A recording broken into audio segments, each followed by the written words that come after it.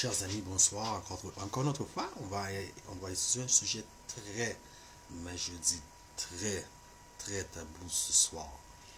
D'ailleurs, j'espère que beaucoup vont se sentir soulagés après l'étude de ce soir. L'étude de ce soir se porte sur la mort. Donc, c'est un sujet qu'on n'aime pas trop parler. Mais nous allons voir qu'est-ce qui se passe à la mort. Où va-t-on à la mort? Va-t-on au ciel, en enfer ou au purgatoire? Première chose que j'aimerais mettre au clair, l'histoire du purgatoire, oubliez ça tout de suite, ça n'existe pas. C'est une pure invention d'une église du Moyen Âge qui existe toujours d'ailleurs aujourd'hui, mais je ne veux pas citer le nom d'une église parce que mon point n'est pas de bâcher ou de mettre à terre aucune église particulièrement et d'élever un autre. Mon point est de élever la parole de Dieu, la Bible. Okay? Donc, on va oublier tout de suite cette histoire de purgatoire. Nous allons nous concentrer où va-t-on les gens, que se passe-t-il après la mort. Okay? Des millions de gens. On ne parle pas d'une seule personne. Donc, c'est normal que si je partage un témoignage, vous pouvez être en désaccord avec mon témoignage. Vous pouvez vous obstiner sur mon témoignage. Mais lorsque des millions de gens, des milliers de gens de par le monde confirment avoir vu une apparition de la Vierge Marie, peut-on dire que des millions de personnes sont dans le champ, sont dans l'erreur?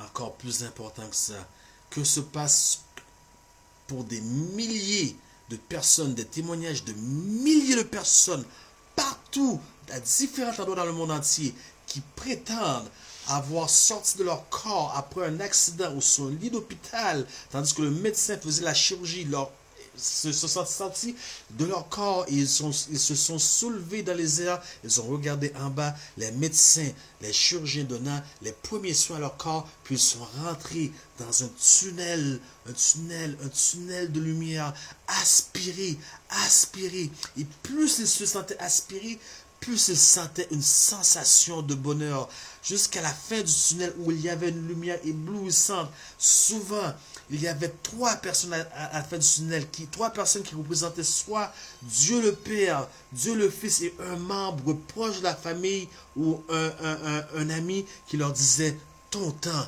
n'est pas encore venu, retourne ».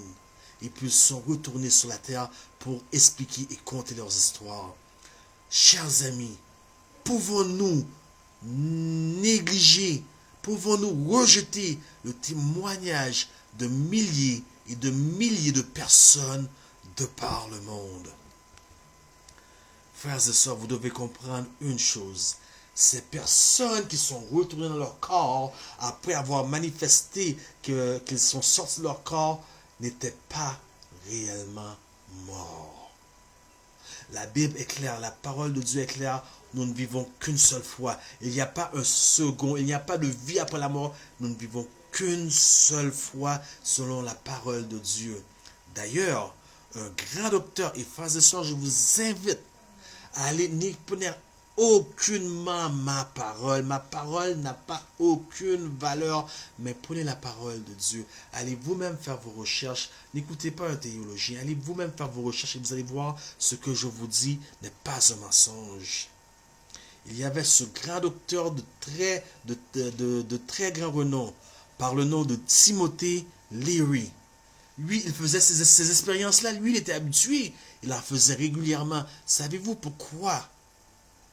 Parce qu'il prenait des drogues. Je vais même vous confier un secret. Dans mon très jeune âge, 15-16 ans, je prenais ce qu'on appelait des acides. Donc, avec ces acides qu'on absorbait par la bouche, je pouvais mettre ma main dans la table, dans le mur, et je sentais ma main traverser de l'autre bord du mur. Mais en réalité, ma main ne traversait pas parce que c'est impossible. Se pourrait-il donc que des milliers de personnes ont vécu une expérience impossible qui n'existe pas, mais que eux, dans leur tête, sont convaincus qu'ils ont vécu une expérience? Regardez bien. Jésus sur la croix, il avait soif. Il a dit « j'ai soif ». On a pris une éponge trempée de vinaigre il l'a rejetée, car elle ne voulait pas que son esprit se gèle. Il ne voulait pas que son esprit soit déconcentré de sa mission. Il l'a rejetée. Se pourrait-il que sous anesthésie, avec les médicaments, que le corps rentre dans un autre niveau et que le cerveau n'a plus conscience de l'état du corps? Se pourrait-il, car nous allons voir ce que dit réellement la Bible au sujet de la mort. Est-ce vrai que les personnes peuvent revenir? Et ces gens qui ont vu des apparitions, était-ce vraiment la Vierge Marie ou des membres de leur famille? Nous allons voir ce que nous dit la parole de Dieu, la Bible, et uniquement la Bible sur ce sujet. Job, chapitre 7, verset 9, nous dit, « Comme la nuée se dissipe et s'en va, celui qui descend au séjour des morts ne remontera pas. » Job, chapitre 14, verset 10, verset 12 et verset 14. Verset 10. Mais l'homme meurt et il perd sa force. L'homme expire et où est-il? Verset 12. Ainsi l'homme se couche et ne se relèvera plus. Il ne se réveillera pas tant que les cieux subsisteront. Il ne sortira pas de son sommeil. Verset 14. Si l'homme, une fois mort, pouvait revivre, j'aurais de l'espoir tout le temps de mes souffrances jusqu'à ce que mon état vint à changer. Donc Job dit, si l'homme, une fois mort, pouvait revivre, donc c'est impossible. Nous ne mourrons qu'une fois. Nous avons qu'une seule vie à faire sur cette terre. Donc c'est à vous de décider comment vous voulez la vivre. Maintenant, il y a des gens qui disent, ok, je suis d'accord parce que la Bible nous montre que, mais est-ce que c'est possible que ces gens-là reviennent en esprit? Alors que dit la Bible?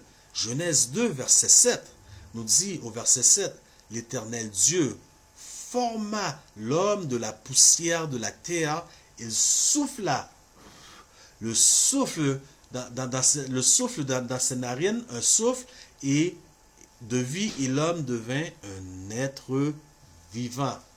En d'autres mots, la poussière, qui représente l'homme, plus le souffle, qui vient de Dieu, est égal à un être vivant. Maintenant, la mort, c'est tout à fait l'inverse. L'homme, moins le souffle, égale la mort. Maintenant, les gens disent, ben, peut-être c'est l'âme. Les gens disent aussi, ils n'ont pas compris exactement l'équation. Allons voir une autre fois l'équation. La poussière, plus le souffle, égale l'être vivant. La mort, c'est l'inverse. L'homme, moins le souffle, égale la mort. Donc, certains n'ont pas compris l'équation et certains, donc, vont dissocier l'âme, le corps, comme trois entités différentes. Mais voyons voir ce que nous dit la Bible. Ézéchiel 18, verset 20. L'âme qui pêche, c'est celle qui mourra. Le fils ne portera pas l'iniquité de son père, et le père ne portera pas l'iniquité de son fils. La justice du juste sera sur lui, et la méchanceté du méchant sera sur lui. Encore une fois, l'âme qui pêche, c'est celle qui mourra. Donc l'âme est-elle immortelle? La Bible ne dit pas l'âme qui pêche est celle qui mourra. Rappelez-vous, je ne sais pas si vous êtes dans les années 70, tout comme moi. Lorsque nous étions en 5e année, nous avons des cours d'histoire dès 5e année sur la Nouvelle-France, sur Samuel de Champlain. Comment comptaient les gens? Comment on recensait les gens dans ce temps-là? On recensait les gens, on disait il y avait 2000 âmes, 5000 âmes. Donc une âme représentait la totalité de la personne, de l'individualité de la personne. Voilà pourquoi on dit l'âme qui pêche est celle qui mourra. Maintenant, qu'est-ce que la mort? Qu'est-ce que la mort? Voyons voir Job 14, 12. Ainsi, l'homme se couche et ne se lèvera plus. Il ne se réveillera pas tant que les cieux subsisteront. Il ne sortira pas, écoutez bien, de son sommeil.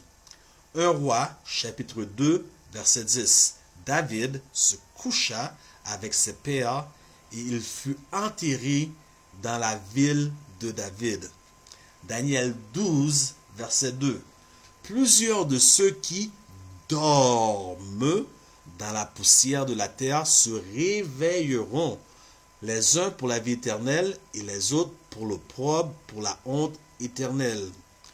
Premier Thessaloniciens chapitre 14, verset 13.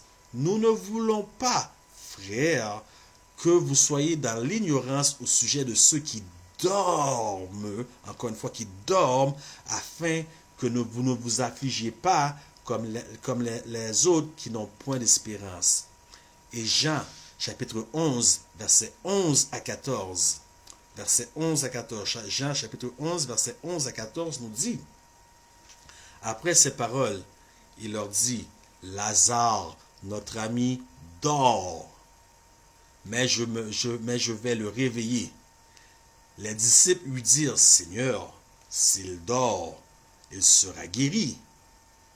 Jésus avait parlé de sa mort, mais ils crurent qu'il parlait de l'assouplissement du sommeil. Verset 14. Alors Jésus leur dit ouvertement, Lazare est mort. Donc nous voyons à plusieurs textes de la Bible, la mort est considérée comme un sommeil. Maintenant, si la mort est considérée comme un sommeil, la première chose, je suis sûr, qui vous vient à l'esprit, c'est de dire, si la mort c'est un sommeil, d'abord ils font des rêves. Non, pas si vite. Ecclésiaste 9, versets 5 et 10. Ecclésiaste 9, versets 5 et 10. Verset 5 nous dit, les vivants, écoutez très bien ça, ne manquez pas ça, les vivants, en effet, savent qu'ils mourront, mais les morts ne savent rien. Les morts ne savent rien. Il n'y a pour eux plus de salaire, puisque leur mémoire est oubliée. Verset 10. Tout ce que ta main se trouve à faire avec ta force, fais-le, car il n'y a ni œuvre, ni pensée, ni science, ni sagesse dans le séjour des morts où tu vas. Psaume 146, versets 3 et 4 nous dit, ne vous confiez pas aux grands, aux fils de l'homme qui ne peuvent sauver. Leur souffle s'en va, ils rentrent dans la terre et ce même jour, leurs desseins périssent. Maintenant, Jean 3, verset 13. La prochaine question que les gens veulent savoir, vont-ils au ciel? Jean 3, verset 13 nous dit, personne n'est monté au ciel si ce n'est celui qui est descendu du ciel, le Fils de l'homme qui est dans le ciel. Et Acte 2, verset 34, nous parle de David, nous dit, car David n'est point monté au ciel, mais il dit lui-même, le Seigneur a dit à mon Seigneur, assis-toi à ma droite. Quand va-t-on au ciel d'abord? Parce que nous savons qu'il y a un ciel. Quand allons-nous au ciel? Daniel 12, verset 2 nous dit, plusieurs de ceux qui dorment dans la poussière de la terre se réveilleront, les uns pour la vie éternelle, les autres pour l'opprobre, pour la honte éternelle. Donc Jésus doit revenir. Lorsque Jésus revient, les morts qui sont en Christ vont ressusciter et seront transportés avec les vivants en même temps que les vivants sur les nuées du ciel pour rencontrer le Seigneur et nous serons tous avec lui pour le temps et l'éternité. Apocalypse 22, 12 confirme cela, nous dit, voici je viens bientôt et ma rétribution, en voulant dire mon cadeau, est avec moi pour rendre à chacun selon son œuvre. Écoutez bien ce texte. 1 Thessaloniciens, chapitre 4, verset 13 à 18. Nous ne voulons pas, frères, que vous soyez dans l'ignorance au sujet de ceux qui dorment, afin que vous ne vous affligez pas comme les autres qui n'ont point d'espérance. De ceux qui dorment, encore une fois. Car, verset 14, car si nous croyons que Jésus est mort et qu'il est ressuscité, croyons aussi que Dieu ramènera par Jésus avec lui ceux qui sont morts. Verset 15. Voici en effet ce que nous vous déclarons d'après la parole du Seigneur. Nous les vivants, écoutez bien, nous les vivants, Restez pour l'avènement du Seigneur, nous ne devancerons pas ceux qui sont morts. Verset 16. Car le Seigneur lui-même a un signal donné à la voix de l'archange, au son de la trompette de Dieu, descendra du ciel, et les morts en Christ ressusciteront. Encore une fois, les morts en Christ ressusciteront premièrement. Verset 17. Ensuite, nous les vivants qui serons restés, nous serons tous ensemble enlevés avec eux dans les nuées à la rencontre du Seigneur dans les airs, et nous serons toujours avec le Seigneur. Écoutez le texte, écoutez bien encore une fois, je recommence le verset 16. Les morts en Christ ressusciteront premièrement. Ah, il y a donc une résurrection. Il y a donc une résurrection des morts. Mais je pensais qu'ils allaient au ciel. Attendez, je croyais qu'ils allaient au ciel quand tu mourais. Donc pourquoi Jésus va revenir s'ils sont déjà au ciel? Ah, ok. D'abord, comment ressusciteront-ils? Ok, 1 Corinthiens, chapitre 15, versets 51 à 55. Voici, je vous dis un mystère. Nous ne mourrons pas tous, mais tous seront changés. Là, ce que Paul dit, lorsque Jésus va revenir, à la seconde venue de Jésus, il y en a qui vont être vivants pour voir ça. Il y en a qui, ça va pas, il y en a qui vont être vivants, mais ceux qui sont morts, ils étaient morts. Mais il y en a qui vont être vivants. Donc, on ne mourra pas tous. Et je peux vous dire que c'est très bientôt. Préparez-vous à la rencontre de votre Seigneur. C'est très bientôt. Repentez-vous. Lâchez le péché. Je ne peux pas vous dire mieux. Lâchez le péché. J'ai fait mes folies moi aussi. J'ai connu les plaisirs. J'ai fait tout ce que vous pouvez imaginer. J'ai passé par là. Il n'y a pas de meilleure vie que la vie en Jésus-Christ. Repentez-vous, car c'est très bientôt. Je continue. Voici, je vous dis un mystère. Nous ne mourrons pas tous, mais tous nous serons changés en un instant, en un clin d'œil, à la dernière trompette. La trompette sonnera et les morts ressusciteront incorruptibles et nous serons tous changés. Car il faut que ce corps corruptible, verset 53, revête l'incorruptibilité et que ce corps mortel revête l'immortalité. Lorsque ce corps corruptible aura revêtu l'incorruptibilité et que ce corps mortel aura revêtu l'immortalité, alors s'accomplira la parole qui est écrite, la mort a été engloutie dans la victoire. Verset 55, ô mort, où est ta victoire? Ô mort, où est ton aiguillon? En d'autres mots, lorsque Jésus revient, il appelle les saints qui dorment dans la terre, réveillez-vous, réveillez-vous. Nous sommes réveillés. Ceux qui sont morts se réveillent, mais ceux qui étaient entrés dans la tombe avec une jambe en moins, avec un bras en moins, aveugles, avec des maladies, avec un cancer, sont ressuscités incorruptibles. Imaginez ce scénario. Imaginez votre papa que vous aimez, que vous avez enterré. Imaginez votre petite soeur que vous aimez, que vous avez enterré. Imaginez ce cousin que vous avez enterré. Imaginez ce collègue de travail que vous aimez tant, qui vous a laissé rapidement sans dire au revoir. Vous purez encore cette souffrance. Imaginez qu'il sort de la tombe resplendissant pour venir à vous rencontrer, vous serrer dans ses bras. Une fois dans le ciel, imaginez ce petit bébé que vous avez mis dans un tombeau. Avez-vous déjà imaginé, pour ceux qui n'ont pas connu ça, un tombeau de bébé grand comme ça? Imaginez ce tombeau, ce cercueil, je veux dire, d'un bébé. Mais l'ange va le sortir et va le poser encore une fois dans vos bras. Une grande résurrection. Et après, que se passe-t-il? La Bible nous dit, Apocalypse 21, versets 3 et 4, et j'entendis du trône une voix forte qui disait, voici le tabernacle de Dieu avec les hommes. Il habitera avec eux. Ils seront son peuple et Dieu lui-même sera avec eux. Il essuiera toutes larmes de leurs yeux. Et la mort, écoutez bien, et la mort ne sera plus. Il n'y aura plus ni deuil, ni cri, ni douleur, car les premières choses ont disparu. Frères et sœurs, Quelle belle espérance que nous avons. L'espérance de la résurrection en Jésus-Christ.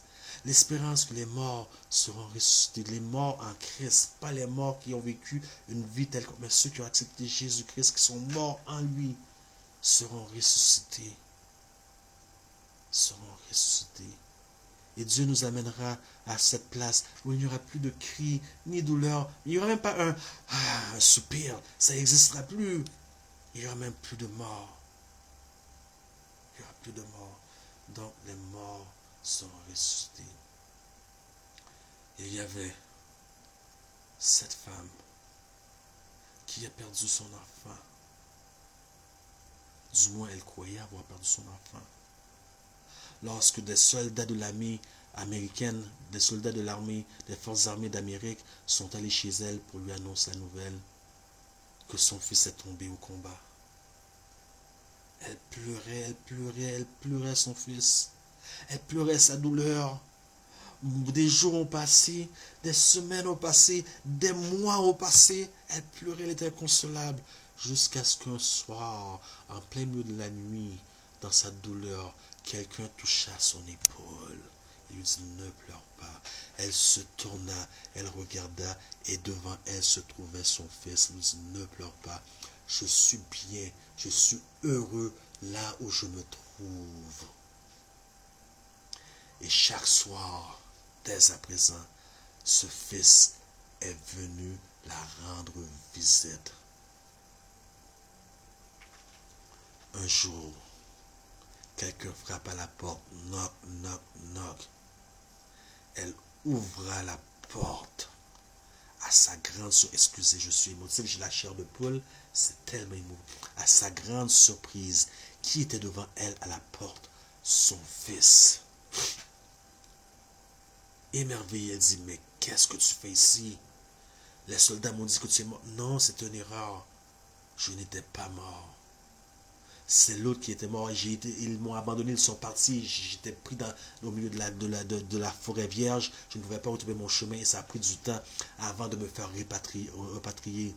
Et ça m'a dit, d'abord, si tu es vivant, qui est l'autre personne qui vient me visiter chaque soir? Son fils connaissait la parole de Dieu. Son fils connaissait la puissance de la parole de Dieu. Son fils connaissait les Écritures, les Saintes Écritures. Il a dit à sa mère, ce n'est pas moi, mais un démon. Ce n'est pas moi, mais un démon.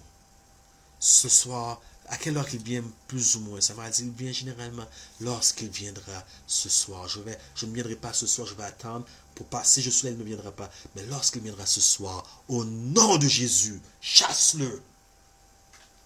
Et c'est ce que sa mère a fait. Le soir venu, l'homme est venu visiter ce prétendant être le fils. Et la mère a dit, au nom de Jésus, retire-toi, Satan. Voilà pourquoi la Bible nous dit que Satan lui-même se change constamment en ange de lumière. Voilà pourquoi Apocalypse chapitre 16 nous dit, ce sont des esprits de démons. Ce sont des esprits de démons. Frères et sœurs, après la mort, il n'y a rien. Nous allons recevoir l'immortalité au retour de Jésus, au son de la trompette. Il n'y a ni enfer, ni ciel après la mort. La mort est un état d'inconscience où nous dormons. Le temps n'existe plus. La dernière chose que vous avez fait lorsque vous réveillerez de votre sommeil, c'est la première chose que vous allez vous rappeler. Donc, les choses sont restées telles quelles. Le temps n'existe pas. Il n'y a plus rien. C'est un blank, comme on dit en anglais, qui arrive au cours du temps. C'est ce que voilà la mort. Un sommeil. Un sommeil. Alors, chers amis, ne vous laissez pas avoir. Et n'ayez pas peur de la mort, parce que Jésus était mort, mais maintenant il tient les clés de la mort avec lui. Il a enlevé la puissance de Satan, car il tient la clé de la résurrection. Il dit, je suis la vie et la résurrection. Et si vous vous trouvez en lui, si vous l'aimez, si vous l'acceptez comme votre Seigneur, votre Sauveur aujourd'hui, soyez certain que Dieu vous ramènera à la vie avec lui au grand retour de Jésus. Et je vous dis que le retour de Jésus, c'est pour très bientôt. Que Dieu vous bénisse.